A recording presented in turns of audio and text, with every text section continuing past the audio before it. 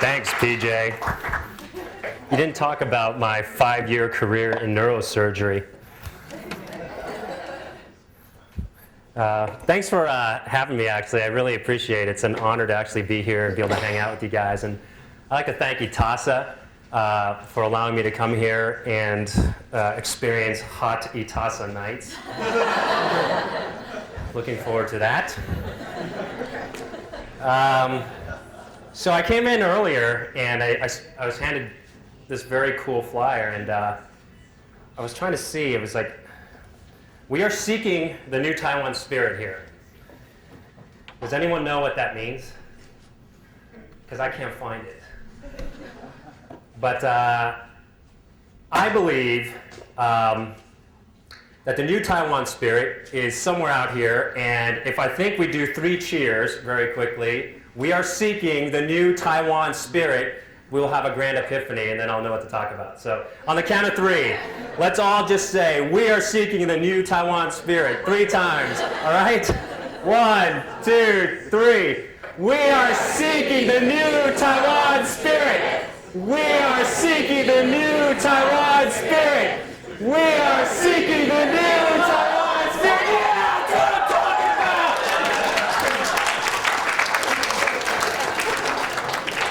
All right, I still have no idea what it is. But no, it's very cool to be here. And I was thinking about sort of what it is that I wanted to share with you guys today. And 2 things kind of just fell into my head. And it kind of revolves around ham and bumblebees. And I'll kind of explain later what the ham and the bumblebee thing is. But how many here people celebrate Thanksgiving? All right. Nice American holiday. What's it, November? Is it November? November? Yeah. It's all that E. Yeah, we all sit around in November and we sit there and pray. It's a very strange American holiday if you think about it, because we're basically celebrating the eradication of the American Indians, which I don't get, but we do it anyways. And I was in Washington, D.C. a couple of years ago, and I was at a good friend of mine's friend's adopted aunt's mother's place. And her name was Miss Dittmeyer, and she's this nice little old lady, and she comes up to you and she goes, hey, welcome. And she had a ham on the table, this big, huge ham, but the top of the ham was cut off. The side of the hams were cut off, so it was a perfect square. It was a square ham. And I asked Miss Dittmeyer, I was like, Miss Dittmeyer, why is that ham a square? And she's just like, hey, that's how my mother did it. And I was like, okay. So I went over to the mother, which is Mrs. Dittmeyer. And I said, Mother Dittmeyer, I was like, why is it that your daughter cuts ham the square? And she was like, hey, that's how my mother did it. So I finally went up to Grandmother Dittmeyer and I said, Grandmother Dittmeyer, why is it that everyone in your family cuts a ham perfectly like a square? And Grandmother Dittmeyer said, well, when I first came to America, my stove was so small that the only way to get that ham to fit into it was to cut the top and the sides. And I actually had a grand epiphany on that little ham incident, because I realized that, as interesting as it is, because it's just a ham, many generations of people are doing things, but they don't necessarily know why they're doing it, right? And for me, I was like, man, for a large portion of my life, I really never made a real choice for me. I never really went out and said, this is what it is I want to do. And so, kind of click back, go back to the in my mother's stomach days. I was conceived somewhere between Taiwan and Baltimore, Maryland, but I was born in Baltimore, Maryland. I was the accident. I was told that about 4 years ago. I was like, Mom, why am I 12 months apart from my sister? Because my sister is older than me. My mom looks and kind of goes, It's like, you're the accident. I was like, really? Thanks for telling me now. He goes, but we made you with love. That was disgusting, Mom. Good going, Dad. So, I was born on the East Coast, and kind of followed my parents because I had no choice. And we went to Illinois, and then we ultimately ended up in Los Angeles. And I kind of grew up in an area where there was mostly non-Asian, but we did have like a Chinese school and all that kind of stuff. And I was pretty much like this kid who really wanted to be a good son, you know, that Chinese disease or that Taiwanese disease, like good son disease. And always tried to please, you know, I played the piano, played the violin, practiced neurosurgery on the side. And as I was growing up, you know, it was like I worked really hard. I had that Asian work ethic. I don't know exactly where it comes from, but it's like stay silent, work really hard. And my parents freaked out because I didn't qualify for the gifted and talented program in my 6th grade. I didn't qualify. And so my parents, like the next morning after they got the bad news, they said, Roger, we're sending you to a private school so you can get better education. So they sent me to a private school where I didn't get a better education. But anyways, I went to high school and pretty much I was just like, okay, I'm in high school, just got to work hard because I got to go to college, right? I go to college and I literally do not know what I'm doing. And I literally, you know, people say, what do you major in, right? There's like the liberal arts, right? I mean, and when people ask me, Roger, what do you major in? I literally say the liberal arts because I think I was 3 classes away from majoring in, I think, 12 different majors at Brown. I think it was like geology, art history, political science, international relations, neurology, neuroscience. I love the neurology thing. But so yeah, I mean, I didn't really know what I was doing in college except that I knew I needed to get out and I needed to do something. And I felt really pressured because like I felt like, okay, I'm in a liberal arts education. I was going around trying to find like my passion in some sort of major, right? I so passionately wanted to like be good at engineering or so passionately wanted to be good at computer science or women's literature or something, right? Maybe not women's literature. And the problem is I couldn't find it.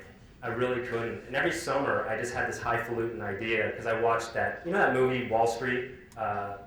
You know, Greed is Good. I watched that like my freshman year in college, and I was like, okay, that's what I'm going to be. I'm going to be like this Gordon Gekko on Wall Street. So every single summer, I did a finance internship. And the first summer I did it, I hated it. I hated it to death, but I said, oh, it's got to get better. Second summer, I was like in New York, and I hated it. And I was just like, oh, this is just an accident. You got to go for the third one. Third one, I'm in Shanghai working as like a financial consultant for the Chinese government, whatever. It was basically just 24/7 drinking. But I hated it. And of course, when I graduated, what did I do? I went to Wall Street.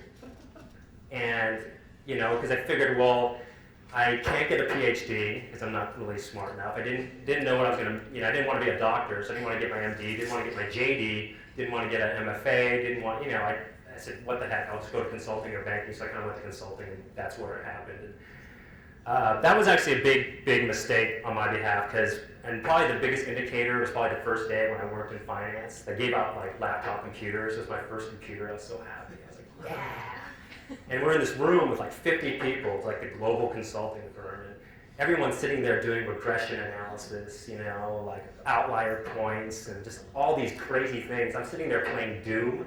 And I should have taken it as a hint. And then I started this strange career in finance, and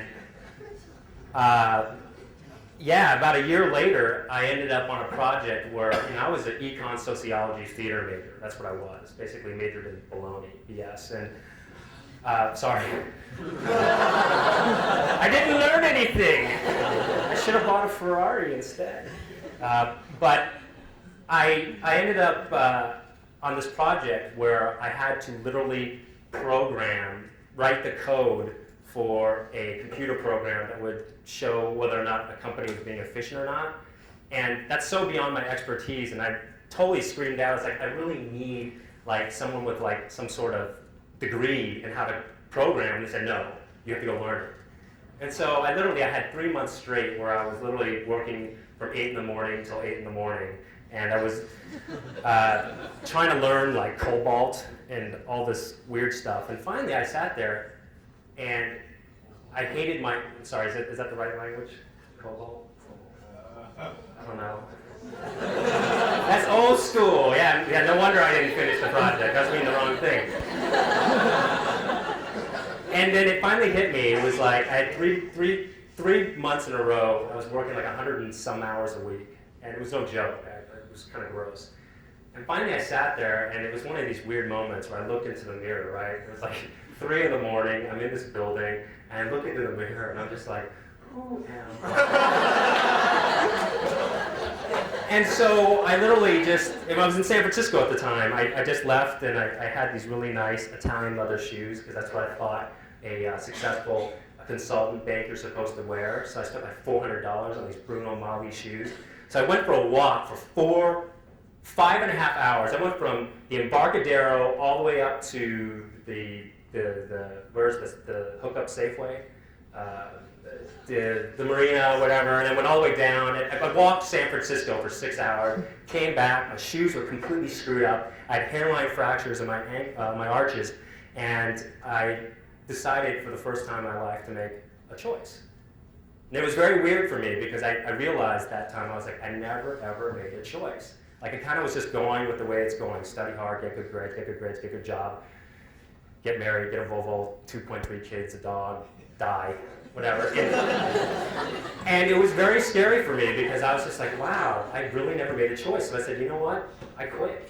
And so I just signed in my resignation paper, picked up the phone, I bought this one-way ticket to Europe. And for the first time in my life, I was just like, man, how interesting that my parents came to the States and they like literally killed themselves to give us a better life. And then I realized how horrible, not how horrible the son I was, but it would be so, it wouldn't have been worth it if I didn't ever make a choice, given all the sacrifices that my parents gave, because they had no choice. Because my dad, he said to me, you know, my problem coming to America is I had no choice. Your problem, you have too much choice. I'm just like, sorry. So I went to Europe, and literally I backpacked all over Europe, and I was sitting on the front of the Mediterranean Sea, and I was hanging out. And it finally hit me. I was just like, you know what? I've always been involved in the arts, but I never really thought of it as a real career. That's it. I had no role models of it growing up. Everyone in my community were either MDs, PhDs, mechanical engineers, or neurosurgeons. But it's just, you know, everyone's just, that was my world, and that's what I thought it was supposed to be. And so I said, you know what? Screw it. If I'm going to work 120 hours a week doing something I hate, I'm going to try 120 hours of something at least I'm interested in, right? And so I decided at the Mediterranean Sea, I took a plane flight back home, showed up at my parents' doorstep, and I said, hey, I was like, guess what, Mom and Dad? And my Mom and Dad were like, yes. I was like, I quit my job. They're like, oh my God. They go, I want to be an actor. They're like, oh, Jesus.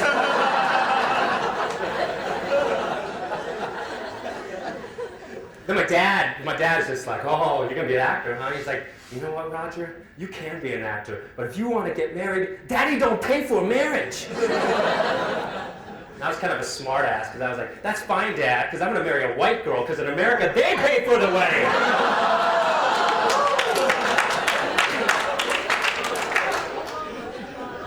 I date Asian women. And men. Ooh. So, I made my first choice in my life. I said, you know what, I'm going to be an actor, as ridiculously stupid as it was. So I went to LA, and I was this naive guy. I went to LA, and you know, I don't know if you've seen that movie Stuck on You. I don't know if you've seen that. But there's this part where these agents go, you know, show me how committed you are. Give me your money. Show me how committed you are. And I was one of the guys going, I'll show you how committed I am. I'll give you it. That was dumb. But what's interesting was I started my acting career, and literally I knew no one in acting. And there really aren't a lot of Asian Americans in acting. And the key, I think, succeeding in any occupation is really hopefully finding a mentor, someone that can really just for some odd reason, one thing or another, take you under your wing selflessly and show you the ropes. Unfortunately, in Hollywood, if someone takes you under their wing, they also want to take you to bed. And so that's a whole other discussion, but we won't talk about that. And my first 4 or 5 years, it was actually pretty cool. I mean, I was really lucky. I ended up doing I got work, ended up working like all over the world, but not big time, but I was able to make a living. But the problem was my attitude was very much, it's all about me. It was like this lone samurai warrior, kind of like when I was growing up, right? It's like, I gotta get good grades, I gotta be the best, so I can get into, okay, I didn't get into Stanford, but I'm gonna go into Brown, and God, I didn't get into Stanford. Ah, man. This was my first choice, believe it or not. Look at me now.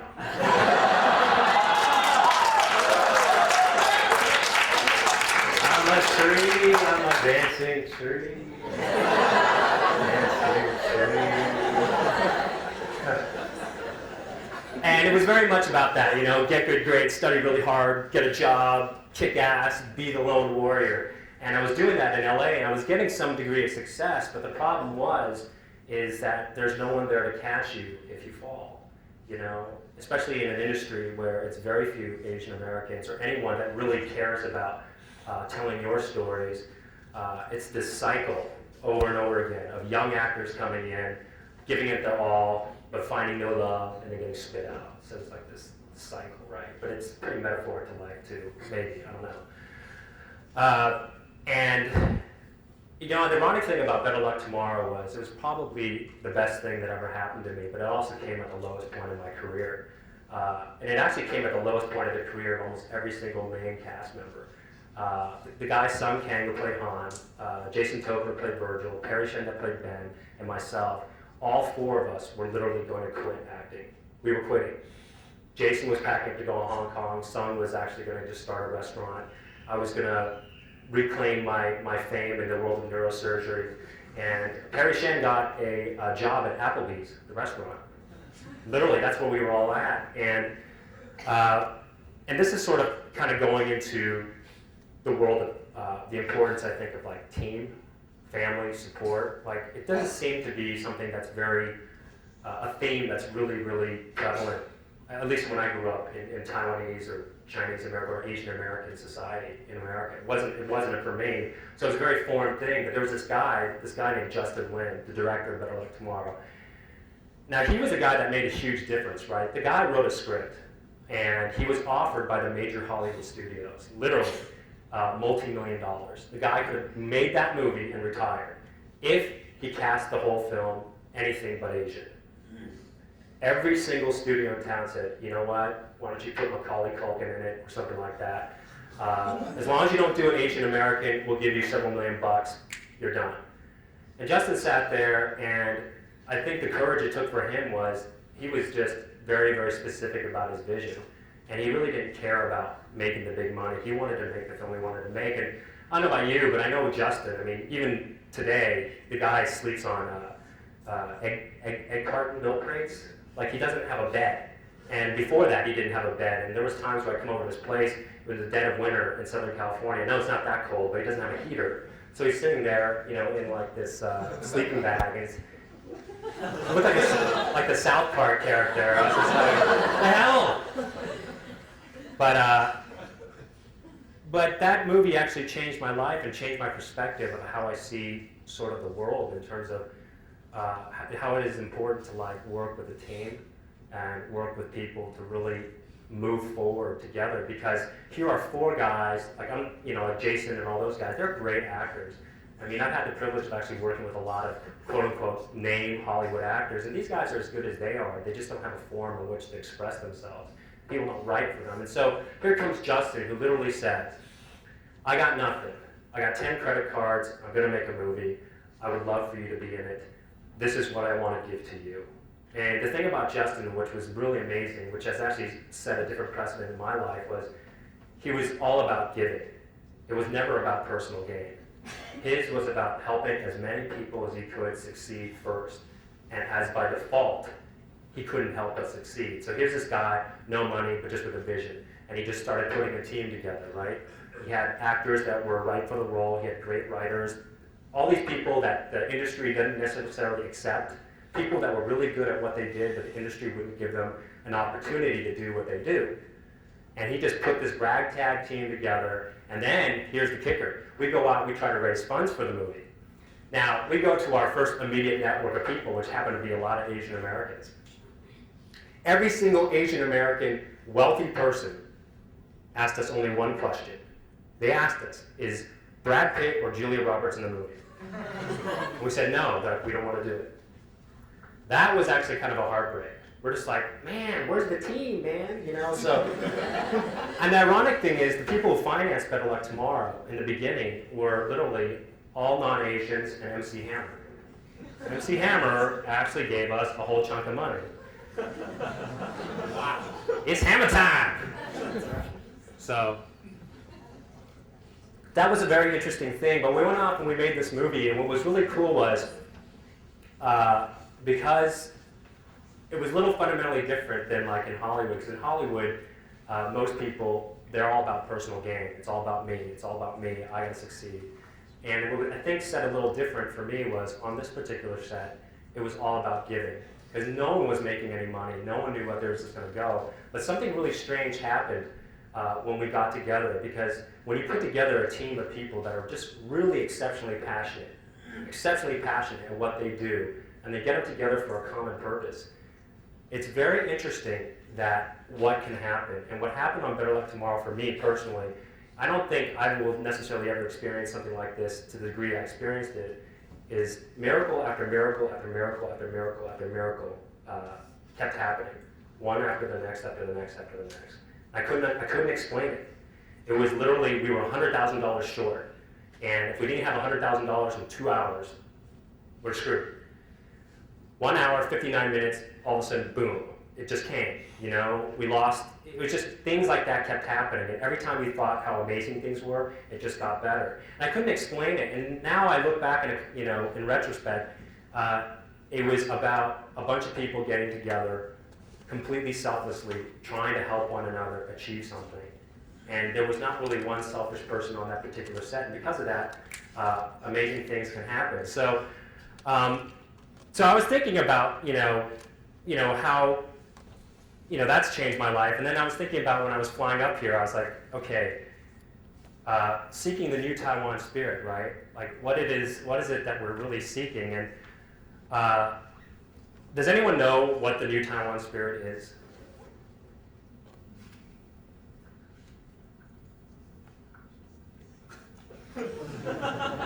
I like your hair though, man, it's cool. Well, I was thinking about that, and I was thinking about, well, how many people here are planning to go back to Taiwan after they graduate? I mean, to live, to family, to sell dumplings on the street. But okay, so how many people are really thinking their lives are going to be here in America, really, primarily? Okay, so that's pretty much the majority. This is where I'm going to speak of more. I was trying to think about, well, what is the new Taiwan spirit from the perspective of America? Like, I really couldn't come up with an answer, because in some ways I don't really personally know what the Taiwanese American consciousness really is. Like, I don't know what it is, and I don't know if you guys have an answer. Please shout it out. Because I was thinking about, well, how is this relevant to, what our next steps are? And I think what hit me was when we were going out doing the marketing thing for Better Luck Tomorrow, I was invited to go to some of the major studios in town, like Universal, MGM, that kind of thing. And they were figuring out how to market this movie. And every single marketing thing we went to, the heads of the studios, these are the guys that literally set the trends of what pop culture is in America. These are the people that work hand in hand with like Madonna and those guys. And they always pulled out the chart. There's this huge pie chart, and they talked about like different ethnic groups in America and how they spent their money on entertainment dollars. And so there's this huge chunk which was for Caucasian, right? Obviously, because it's just there's so many Caucasians in America. Yes. And then there was another huge chunk African American, huge. They make up 13% of the population, but they make up 26% of the entertainment dollar. And then the Latino Americans, huge. The pie was, they're X amount of percent, but their entertainment dollar was more than their representative sector. And then I kept looking, and I looked really, really hard on these charts. And I was like, where's the Asian American slice? Every single executive said this, and they basically said, you know what? We know that Asian Americans have the highest per capita income in the United States, the disposable income. We also know you guys have the highest education level. But because the way you guys spend your money is literally identical to white people, we consider you white. And so we don't have to do anything to cater anything to you guys, because by default, you buy Tide, you buy your Lexus, you buy your Armani. And it was shocking. I was just like, well, that sucks. I want some of my pie. So, I'm not necessarily saying our individual perception, because I think each and every one of us has a pretty good idea of who we are, or what we mean to ourselves, but in terms of a national perception of what we are as a group, I'm talking about like non-Asian Americans, we actually are the invisible minority. We, in some ways, totally do not exist. We completely contribute, but we don't exist, And for me, it's like, all right, William Hung. All right, how do people feel about William Hung? Okay. I remember when I saw him. By the way, if I was William Hung, if I was him, and this happened to me, I would say I probably would not have done any differently. You know what I'm saying? Seriously, it's like you're going to get your 15 minutes of fame, and it's a lot of fun, and you're going to make a lot of money. I don't blame him. But what scares me is I was flipping through the channels when it first came on, and I was watching, and all of a sudden William Hung comes up. And I watched this thing, and I was like, oh my God, they're going to make a whole special around this. And what really freaked me out was the thought of, in the boardroom at Fox, a large group of people saw something, and they said, oh my God, this is really funny. But they weren't necessarily laughing with William Hung. They were laughing at him. And so they actually took something and marketed it to the hilt. Now, it is what it is. It's going to go out, and he's doing his record deal and stuff like that. But this is what really scares me. What scares me is he's coming out with this album, right? It's like this DVD and everything. And for me, it's like, I understand there's entertainment value behind it, but the fact is like, as a community, it goes out there and people start buying it. If Asian Americans start buying it, it's really scary, because basically it's telling Hollywood that Asian Americans want more of this, right? And so for me, it's, one side of myself is like, okay, it kind of sucks, but then where are we now? What do we do, right? Like with William Hung in the mix. And I realized that the one thing that we can do is, more so than anything, is we have the choice to actually define who it is that we are, what is it that we want to be. Because I don't know about what the stereotype is, but a stereotype is that, and please chime in and yell at me or throw bananas if you guys don't agree or something, or throw your underwear. But, I think culturally as Asian Americans, we come to the United States and we tend to assimilate, which is great. It works. But the thing about it is, where's our voice? And for me, I got to travel. I had the privilege of traveling across the United States with Better Luck Tomorrow and being able to hook up with a lot of, that's not the right word, being able to talk to many other Asian Americans. And I realized, in some ways, our identity, I don't know what it really is. I personally cannot figure it out, It seems like it's kind of turned into this, I don't know what it is. And if you guys have any idea, please feel free to say it. But for me, it's like, it can be whatever it is that we want to be. It's much like the ham thing. We have all this stuff in our past that we kind of drag into our future, but it kind of inhibits what we are into our future. But to acknowledge that the past happened, but say, okay, tomorrow I'm going to do whatever it is that I want to do, free and clear of a lot of the things that happened in the past. I'm not saying not acknowledging our cultural differences in the past, but it's sort of like, well, this is where we are, and it's like we either make our voices heard or we don't. So, I told you it was going to be about hams and bumblebees. And so I'm going to just go really quickly to what the bumblebee is. When was the last time anyone's ever seen a bumblebee? Okay, maybe not here. The African killer bees are coming, beware, from Mexico. So the bee leaves the hive and flies in a straight line to a flower. And it goes to the flower, and what does it get? Well, nectar. Stanford, yeah. People at Brown wouldn't have gotten that. SAT scores are significantly lower. So it flies back and forth, and it loves what it does, right? This bee is designed, its passion is to fly from hive to flower back and forth. And it goes to that flower, gets the nectar, but inadvertently, it gets a lot of pollen on its legs, right? And it flies back and forth, back to the hive. But the funny thing is what happens is as it's doing its thing, as best it can, as passionately as it can, it drops a lot of pollen on the way back and forth. So he actually cross-pollinates or creates a processional effect where these miracles can happen, right? It's sort of like these flowers grow out of the ground, and it's not because the bee necessarily wanted to make flowers. And so what I was thinking about it is, well, what is the new Taiwanese spirit? What is Asian Americana? Actually, I think it's something that's yet to be defined. And I actually had a handout, sort of, I don't know if it's going to help, but someone drew this to me, thank you. Something drew this for me the other day, and it kind of made sense to me in terms of like, well, what is it that we want to be, or who is it that we want to be? And there might be people in this room that really know what their destiny. I mean, how many people here know what they really want to do in life?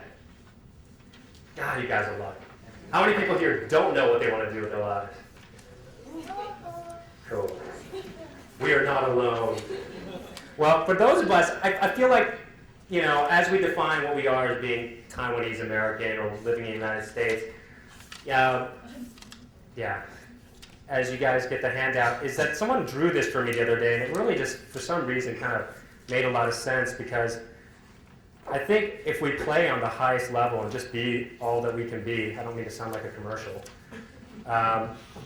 they drew this to me, and it made me really think about sort of, making choices and working with teams, and how it can really, as a whole, sort of define the face of what it is and who we are. For me, it was like, if you look at the piece of paper, it has, I don't know, has everyone gotten a piece, or does everyone have the paper? Basically, this mentor of mine, this guy who is someone I really much respect, he just said, Raj, it's like, if you want to live a life that is just amazing, if you want to live a life where you don't have to necessarily worry about making money, he goes, this is sort of what I believe kind of is a formula that really works. And he talks about making a choice of really listening inside to what it is that you really want to do, what makes your heart sing, right? And once you figure out what really makes your heart sing, and it might be like making fly fishing hooks, it might be like freeze-drying apricots in your backyard, or it could be being a doctor or a lawyer, but whatever makes you really jazzed. And then from there, find someone older who is really a master at what it is that you want to be. And going off and just studying with that master or whatever, a mentor. And then from there, sorry, can't remember, too much E. Build network, which is basically your team, right? And I'm not talking about like your immediate network, more about your fringe. The people way out there, people that are different from you. And then as you're building this and studying with your master, you basically find your niche in what it is that you really want to do. And then from there, you basically take your talent and you leverage it into your network. You basically give it away, help as many people possible with what you do. And then you continually correct it with leadership and alignment. If something doesn't work, you just put it into alignment. And then ultimately, if all those things are correct, miracles will happen over and over again. And, financially, spiritually, or whatever. And that's actually what I think happened with Better Luck Tomorrow. This chart is exactly what I felt happened. Was we had a bunch of people that were passionate about certain things.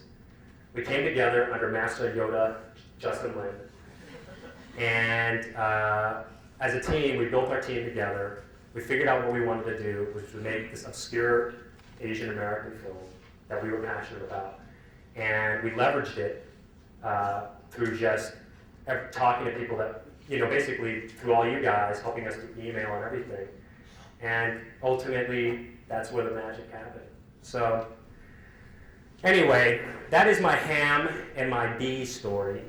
But truly, for me, whatever it is that we are, whatever it is that we want to be, whatever the spirit is, I think today into tomorrow and to whatever, it is what we can define it to be, what we want it to be. So anyway, that being said, I really appreciate you guys taking the time to let me speak up here. I don't know if you have time for questions at all. About 5 minutes. If there's any questions at all, or if anyone wants to talk about anything, I guess maybe feel free. Yeah. So I was wondering, what are some future projects that you or your friends from Better Luck Tomorrow are working on? Justin, the director, is doing very well. I mean, because of Better Luck Tomorrow, he's actually considered the prodigal son. I mean, sort of the next Steven Soderbergh, the next Ang Lee. So he's doing very well. I mean, he has like 7 studio films, like MGM, Paramount, MTV, Universal. They're all offering him big movies, like $40, $50, $60 million films. So he's doing very well, and he wants to also do more indie films too, go back and forth, and he wants to incorporate a lot of us. From the actor's perspective, it's still very difficult. I would say all of us pretty much, besides maybe John Cho, but he's sort of doing his own thing. It's been pretty difficult. I mean, when Better Luck Tomorrow came out, I ended up meeting with like Tom Cruise's agent, Julia Roberts' agent, everyone, and they kept saying over and over again, "We love you guys to death, but we don't know what to do with you. There's just not a market for you." I'm like, and one thing I was told from one person was, "Well, we love you to death, but I'm not willing to work that kind of hard at this agency. I want to make deals, and I want to change history." That's what Hollywood is. So, but we've done a lot of smaller films, bigger roles and smaller roles in bigger films, and but there's a lot of things going on. It's just we're still chipping away. If someone was making an indie and they wanted to contact any of you guys, how would they go about it? If someone was making an indie and want to contact us, I would say email julie@trailingjohnson.com. Trailing Johnson is the production company that actually made part of Better Luck Tomorrow. It's actually, Justin's a big basketball player, and it's actually when Magic Johnson used to play on the Lakers, and he'd always fast break, and I was like, oh, he's Trailing Johnson, so there you go. Isn't it at Cherry Sky? Cherry Sky is also another co-production company. We had like 6 producers because we had to piecemeal our. MC Hammer is also one of the producers too. So.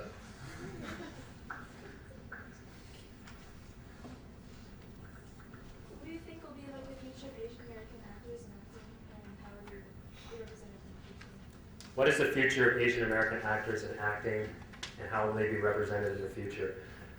It's a very interesting question. That's actually going to be determined by us. Right now, Hollywood doesn't necessarily think that we want to see Asian Americans on screen. They think we want to see Brad Pitt and Julia Roberts, which is totally cool. But if, let's say, a film comes out which happens to have Asian Americans in it, that happens to be a good film, not just because it's Asian, but it's a good film. Hollywood really listens by voting with your dollar. If you want to go see like Blade 5, but that Asian American film happens to be in the theater, buy a ticket for the Asian American film, but then go see Blade 5. Because that's what Hollywood is going to listen to. The African Americans were really great at doing that. They really took us. They stepped up. They basically said, okay, we love Spike Lee. We love John Singleton. We're going to go out there, and a black movie, an African American movie comes out, and it's a good film. We're going to show up the first weekend on Friday and Saturday, the first weekend, and just put our $7.50, $10 down, and then all of a sudden, Hollywood on Monday morning opens up the newspaper and goes, "Oh my God, this Oriental film did so well. What the heck is going on? Oh my God, Oriental people went to go see it.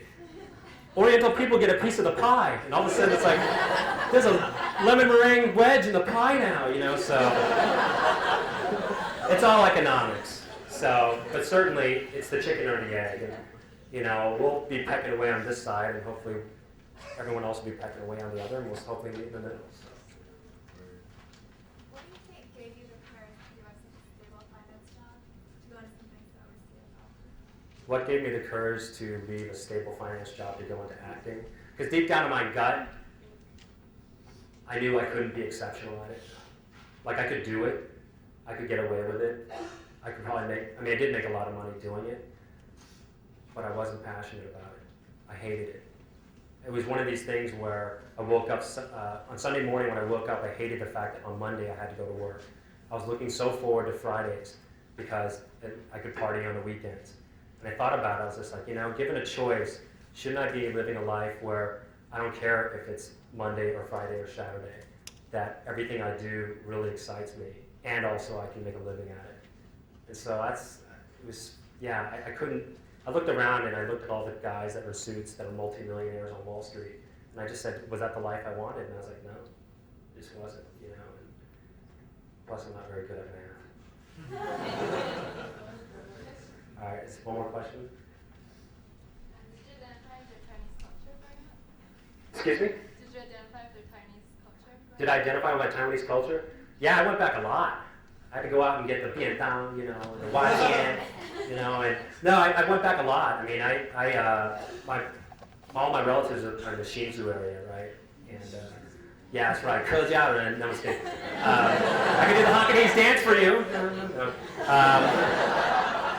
But yeah, no, we spoke totally. My parents spoke Mandarin at home, and I would say I'd go back once or twice a year. So yeah, does that answer your question? I like rice. But hey, thanks a lot, guys, and you guys have a great weekend.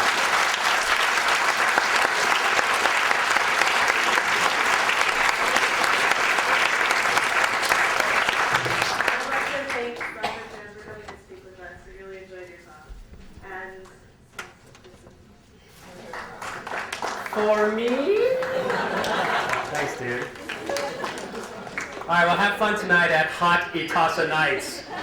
Talk to that person that you didn't want to talk to all day, looking at each other's eyes. Get naked at Hot ITASA Nights.